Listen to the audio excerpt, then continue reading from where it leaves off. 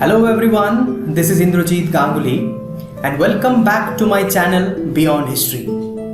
Dear students, last day I have discussed with you the Khilafat and non-cooperation movement separately. I hope you have enjoyed this session, but I could not receive any feedback from you into the comment box.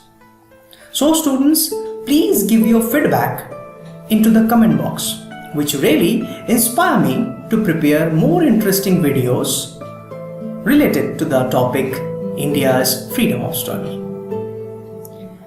Today I am going to discuss the second topic from the nationalism in India, and in this topic you will understand that how had the non-cooperation movement become a nationwide struggle and in which way the movement expanded from cities to the countryside. So let's have a look into the topic differing strands within the movement. Non-cooperation movement started with middle class participation in cities. As you all know that Gandhiji appealed to the masses boycott British institutions like schools, colleges, office, courts. So after the appeal of Gandhiji, students left schools and colleges and lawyers gave up their practices. And the Indian politicians, they also left the Council of Elections. They boycotted the Council of Elections. But there is one exception, that Justice Party of Madras, they never boycotted the Council of Elections because they believed that they can challenge the government as a part of the government institutions. Okay. Import of foreign goods disrupted. As you know that Gandhiji appealed to the common people to boycott foreign products, basically the British clothes. So the foreign goods were boycotted, liquor shops picketed, and foreign clothes burnt in huge bonfires. There is a statistics that import of foreign goods disrupted.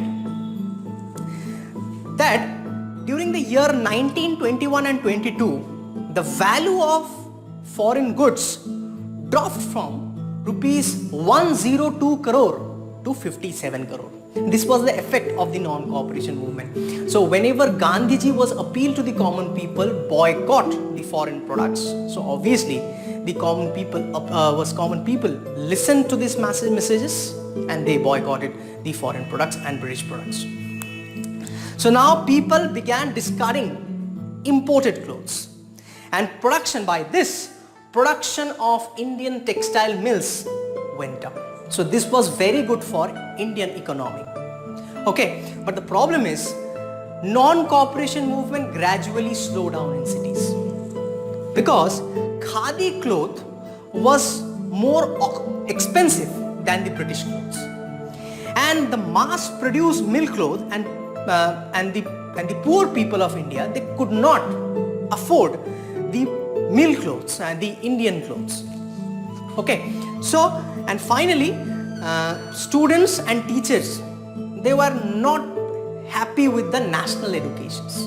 They are not easily accept the national education because the middle class people, they have a fascination about the Western education and they have a fascination about the English education because they wanted to get government jobs, and the national education could not give them chance to get any sort of government jobs. So in this way, non-cooperation movement gradually slowed down in cities. Okay. The non-cooperation movement also expanded in the countryside, basically in the village area. But remember, the non-cooperation movement generally became violent in nature in the village area. In your book, there are 3 case studies about the expansion of non-cooperation movement in different parts of India. First one is Awadh, second one is Andhra Pradesh, and third one is Assam. Remember students, these 3 provinces of India are very important for 5 marks question. So please be very careful when you preparing notes about these 3 important case studies. Okay, first that is Awadh. Okay, non-cooperation movement in countryside in Awadh led by the peasant leader of the region, named Baba Ramchandra. In Awadh, the movement was against talukdars and moneylenders because they demanded exorbitant rents from the peasantry. So remember students, the non-cooperation movement in Awadh is not only anti-British movement but also it became a class struggle because the peasantry organized movement against the Indian talukdars and moneylenders. Peasants, they refused to do begar and they demanded reduction of revenue, abolition of begar and social boycott of oppressive landlords. So you can understand that non-cooperation movement in countryside is not become anti-British in nature. It's gradually become anti-talukdars and anti-moneylenders. So Indian peasantry, they organized revolt against Indian moneylenders and talukdars. So non-cooperation movement diverted in its objective. Indian National Congress decided to tie up the peasant issues with the national issues. So therefore, young Congress leader Pandit Jawaharlal Nehru, he visited the region of Awadh and he listened all the demands of the peasants, and by the initiative of Jawaharlal Nehru, Oudh Kisan Sabha was established and over 300 branches had been set up in villages around the region. Now the peasants movement developed in forms that the Congress leadership was unhappy with. As this movement spread, the houses of talukdars and merchants were attacked, bazaars were looted and grain hoards were taken over. So gradually when the movement was started with the anti-British and anti-moneylenders and talukdars, and then the movement became violent in nature. So it automatically, we can say that the movement generally transformed from a non-violent movement to the violent movement. Okay, in Andhra Pradesh, the movement was militant guerrilla movement, and that movement was led by the tribal people of Godaam Hills of Andhra Pradesh. These tribal people basically started the movement against the colonial rule because the colonial rulers prevented the forest people entered into the forest areas and prevent them from collecting firewood, fuelwood and their basic needs from the forest. Generally, the movement was led by the tribal leaders of Andhra Pradesh named Alluri Sitaram Raju, and it was believed that he claimed that he had a variety of special powers. He could make correct astrological predictions and he could survive even British bullets. He was very much inspired by the Gandhian non-cooperation movement and he persuaded tribal people to wear khadi and give up drinking liquor.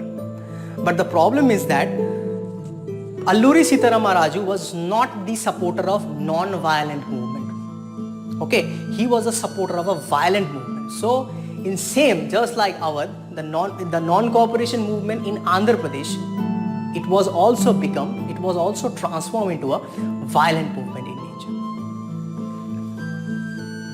Okay, next we are discussing about the third case study, that is the case study of Assam.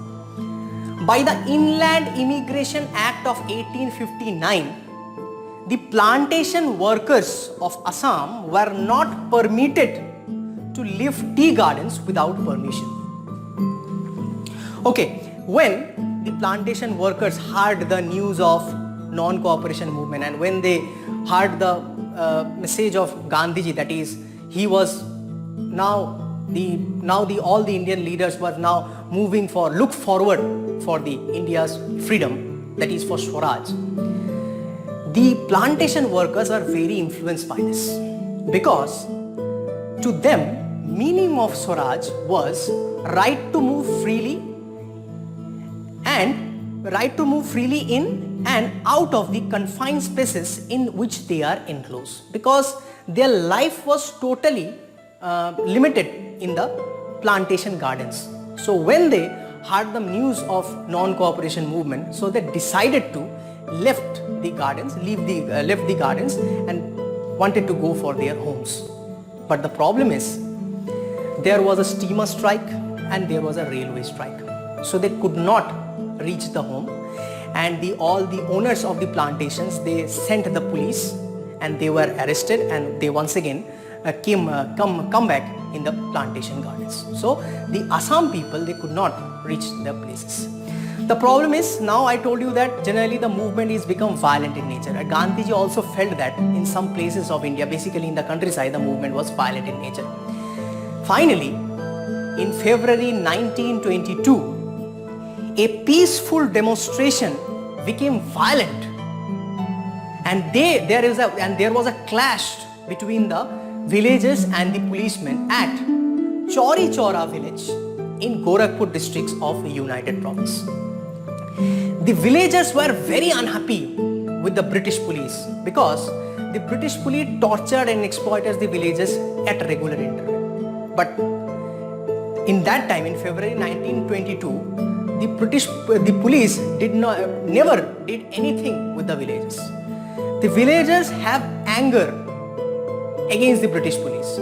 So they attacked the police station, they locked the door of the police station and set fire to the police station. And by this, 22 innocent policemen were murdered by this incident.